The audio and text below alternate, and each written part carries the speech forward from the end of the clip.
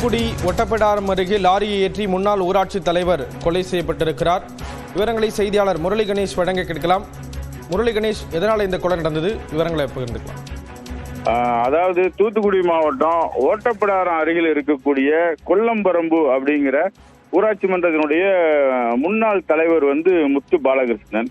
இவர் இன்று காலை அந்த கொல்லம்பரப்புங்கிற கிராமத்துல இருந்து ஓட்டப்பிடாரத்தை நோக்கி போறாரு. அவன் போயிட்டு இருக்கும்போது சந்திரகிரி அப்படிங்கிற பகுதியில வரும்போது இவர் மீது கல்குவாரியில் இருக்கக்கூடிய ஒரு லாரி மோதி இதாகுது.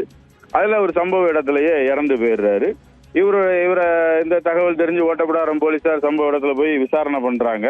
இவருடைய உடல் தூத்துக்குடி அரசு மருத்துவமனைக்கு கொண்டு வரப்பட்டிருக்கிறது. இங்க வந்திருக்கக்கூடிய அவங்களுடைய, அதாவது உயிரிழந்த முத்து பாலகிருஷ்ணனுடைய உறவினர்கள் எல்லாரும் என்ன மாதிரியான ஒரு குற்றச்சாட்டை முன்வைக்கிறாங்க அப்படின்னா, இவர் திட்டமிட்டு இவர் கொலை பண்ணப்பட்டிருக்கிறாரு. இவர் அந்த பகுதியில ரியல் எஸ்டேட் தொழில் செஞ்சு வர்றதாகவும், அந்த பகுதியில கல்குவாரிக்கு இடம் வாங்கி கொடுக்கறது போன்ற தொழில்களை செஞ்சு வந்தாரு. இதுல இந்த நிலம் வாங்கி கொடுக்கறதுல ஏற்பட்ட பிரச்சனைகளையும் சரி, உள்ளாட்சி தேர்தல் முன் விரோதத்திலையும் சரி, இவரை திட்டமிட்டு அடிச்சு கொலை பண்ணியிருக்காங்க.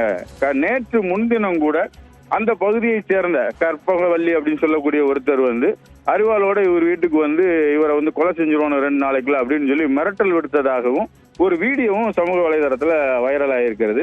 இந்த சம்பவம் தொடர்பாக தற்போது இருக்கக்கூடிய அந்த பகுதியினுடைய பஞ்சாயத்து தலைவர் ஒரு நபரை குறிப்பிட்டு அவரை கைது பண்ணணும் அப்படிங்கிற கோரிக்கையை வலியுறுத்தி உயிரிழந்தவருடைய அந்த பாடியை வாங்க மறுத்து தூத்துக்குடி அரசு மருத்துவமனையில போராட்டம் பண்ணிக்கிட்டு இருக்காங்க.